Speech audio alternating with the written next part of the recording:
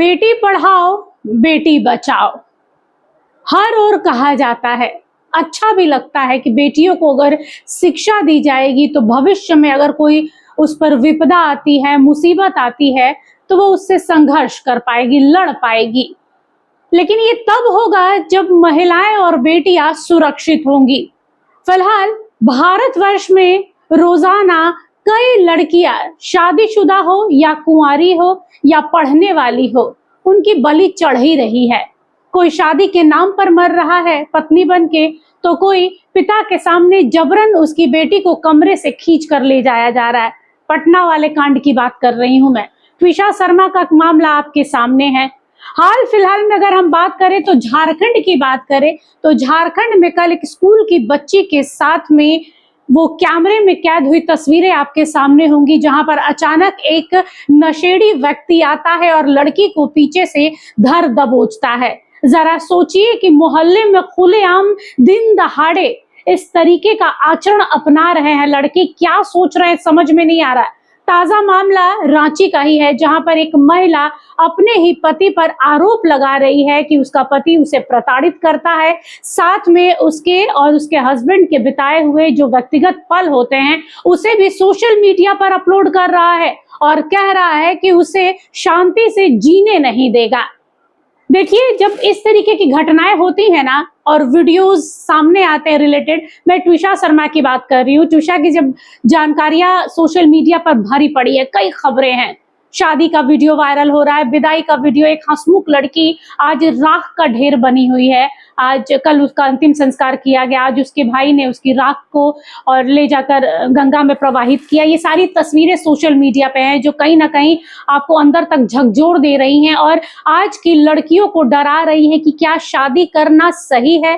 क्योंकि अगर शादी करने का फल मौत है तो उससे अच्छा है कि हम अकेले ही जिए। क्या जरूरत है कि हम किसी से शादी करें। ताजा मामला जो रांची का है उसमें महिला भी भुक्तभोगी लग रही है। एक बार सुन लेते हैं क्या है पूरा मामला। थाना आए हैं, मेरा पति को मेरा पति के साथ में हमको नहीं रहना है। थाना आते हैं, बार बार हमको यहाँ से समझा बुझा के भेज देते, फिर 2 दिन के बाद फिर हमको लड़ाई झगड़ा मारपीट करते हैं। वो रूम जाते हैं, 2 दिन ठीक रहते हैं, फिर उसके बाद हमको मारपीट करते हैं। डुरंडा थाना गए, वहाँ पर 3 बार केस किए थे मेरा हस्बैंड के ऊपर में। और फिर क्या है? वजह लड़ाई झगड़ा, वो मतलब क्या बोलते हैं, वो हमको बोलते हैं कि दूसरा से मतलब आरोप लगाते हैं। वो हम घर से कहीं नहीं जाते थे पहले, अभी हम काम करने के लिए जाते हैं। अगर हम खाना खाने के लिए बैठते थे ना, मेरा हस्बैंड छीन लेते थे थाली, बोलते थे ना कि अथी तुम कमाने के लिए जाओ, अपना कमा के खाओ। तो फिर हम अलग हो गए। उसके बाद मेरा हस्बैंड बहुत अभी अलग हुए हैं ना, तो हमको फोन से धमकी देते हैं कि तुमको मर्डर कर देंगे, तेरा बच्चा, मेरा बच्चे है 7 साल का, उसको हम इंग्लिश मीडियम में अकेला रह के नाम लिखाए हैं, और उसको भी बोलते हैं कि जान से मार देंगे, धमकी देते हैं और हमको भी धमकी देते हैं। क्या कारण रहा? वीडियो का जो मामला वो क्या है? और असली वीडियो जैसे हम लोग पति पत्नी एक साथ में रहते हैं ना, तो वीडियो छुपा के बनाते हैं, हमको पता लगने नहीं देते हैं। जब हम लोग पति पत्नी सोते हैं ना, तो वो वीडियो बना के और फेसबुक में वायरल करते हैं, बोलते हैं कि तुमको चैन से जीने नहीं देंगे, तुमको कभी खुश नहीं रहने देंगे आपको। हम कैसे पता चला कि फेसबुक में मतलब हमको दूसरा कोई आदमी भेजा, हमको मतलब जो पहले वो वाला फेसबुक हम चलाते थे, साथ में रहते थे ना, तो उसका मोबाइल पहले हम चलाते थे, मतलब कभी कभी देखते थे ना, साथ में रहते, तो मेरे पास पहले मोबाइल नहीं रहते थे ना।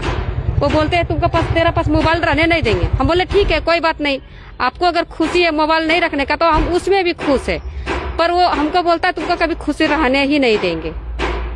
तो फिर हम अभी अलग हुए हैं। वो कब से ये वीडियो बना लेते हैं छुपा के, और उसके बाद हमको बोलते हैं कि आपको वायरल कर देंगे। हम क्या चाहते हैं कानून से? हम कानून से यही चाहते हैं ना, सख्त से सख्त मेरा हस्बैंड के ऊपर कानून कार्रवाई किया जाए।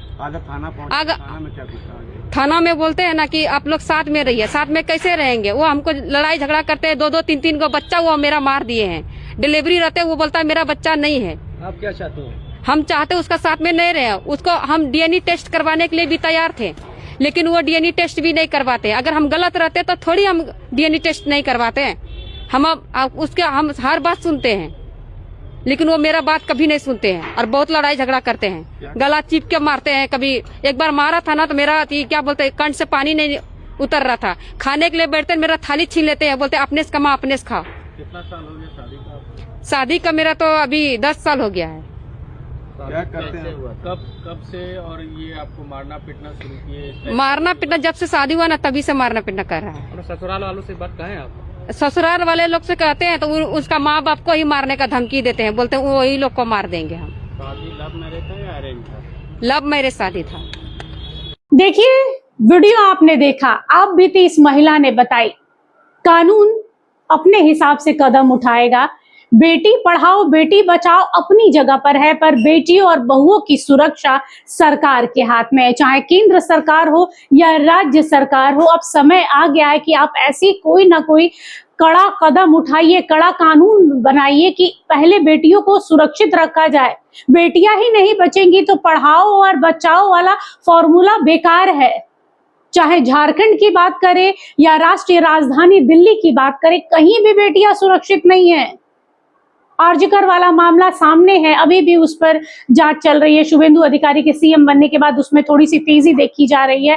हाल फिलहाल में ट्विशा शर्मा है, इसके अलावा एक और बेटी के साथ में वही बर्बरता देखी गई है। 2 से 3 केस आए थे नीले ड्रम का और पहाड़ से धक्का देने का, तो पूरा पुरुष समाज कब्र से बाहर आ गया था कि महिलाएं इतनी उग्र कैसे हो गई हैं। महिलाओं के चरित्र का हनन होने लगा था कि महिलाएं आजकल बाहर निकल रही हैं, पुरुषों से मिलती हैं, पुरुषों के साथ काम करती हैं, तो अपना उनका व्यक्तिगत जीवन उथल पुथल मच जाता है और ना जाने क्या क्या। ट्विशा शर्मा के मामले में भी यही हो रहा है कि उसकी सास उसका कैरेक्टर एसेसिनेशन कर रही है उसके मरने के बाद। जब तक वो जिंदा थी सब कुछ ठीक था, शांत थी, जब उसे मार दिया गया है तो उसके चरित्र का हनन किया जा रहा है और कुछ नहीं। लेकिन इसमें उन लोगों का जितना दोष है उतने ही हमारे कानून व्यवस्था की भी कमी है। तभी तो उनके अंदर डर नहीं है, बेखौफ है कि हम कानून के रखवाले हैं तो हम कुछ भी कर सकते हैं। किसी की सास जज है तो किसी का पति क्रिमिनल लॉयर है तो कोई कुछ है। अब समय आ गया है कि सरकार जागे और इस तरीके के अपराधों पर लगाम लगाए। फिलहाल के लिए बस इतना ही। देखते रहिए HNN न्यूज। नमस्कार, जोहार।